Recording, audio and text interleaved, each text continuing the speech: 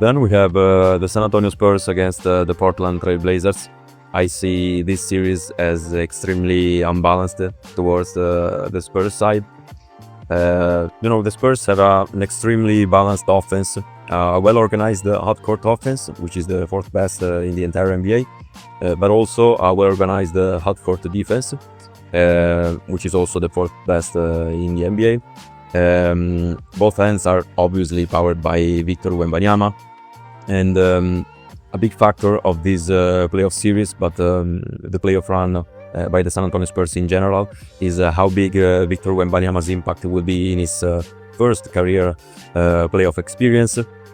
In the regular season, Victor Wembanyama's on-off net rating, which is a statistic that calculates the difference between the team's net rating when the player is on the court and the team's net rating when the player is off the court, was plus 15.2, which classifies in the 99th percentile in the entire league.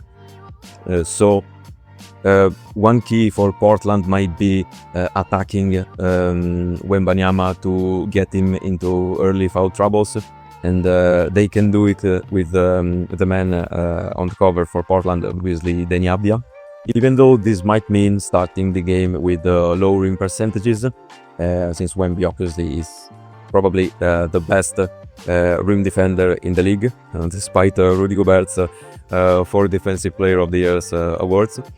But jokes aside, Portland might think about starting the game with low percentages and maybe with a slight disadvantage in the score to force Wembanyama to defend a lot of shots and maybe commit some early fouls to maybe try to sub Cornet into the game and try to attack him on his drop coverage.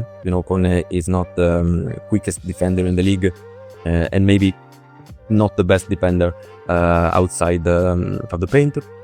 Another factor related to Wembanyama will probably be how Donovan Clingan and Robert Williams, which are 2 great defenders, could be able to physically push Victor Wembanyama outside of the paint and maybe try to force him to take some pull-up shots, to take some outside shots, but in general to deter him from shooting inside the paint or close shots in general. So they'll probably have the toughest task of this whole series, because Wembanyama, just like Gilgeous Alexander, isn't a player you can really stop, but you can limit him with some tactics like this. But overall, San Antonio is a much better team. It is a deeper team. It is probably more ready to compete at a playoff level than Portland, even though San Antonio is a really young team, and things will probably change next year with Damian Lillard for the Portland Trail Blazers. But for now, I see a sweep for San Antonio. I see a 4-0 series. But there are some things that Portland can do to try to avoid this result. And I divided these things in 3, we can say, levels, 3 categories, which are pace, pressure, and tactics. Pace, because that's one of Splitter's coaching traits, we can say, since its early Paris days. And I've also mentioned how San Antonio is an elite half-court team in terms of offensive efficiency and defensive efficiency. So forcing turnovers in this series might be even more important than in other games because of this reason. And one way to force some turnovers is also to press the San Antonio Spurs ball handlers full court for 48 minutes. Don't let them organize their offense. Portland obviously has the personnel to do so, because Jrue Holiday is one of the best point of attack defenders in the entire league. Scoot Henderson has made some impressive improvements in terms of perimeter defense and effort in general, probably mentored by great work done by Jrue Holiday. And there are also the tactics, because Tiago Splitter, if he wants his team to truly compete in this series, has to certainly outcoach Mitch Johnson. They are two rookies, we can say, in terms of coaching in the playoffs.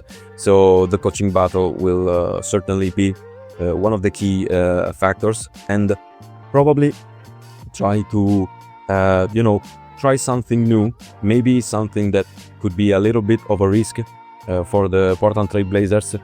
Might be the best solution for them, even if it means maybe doing something that's completely wrong and may force you to lose 1 or 2 games really badly.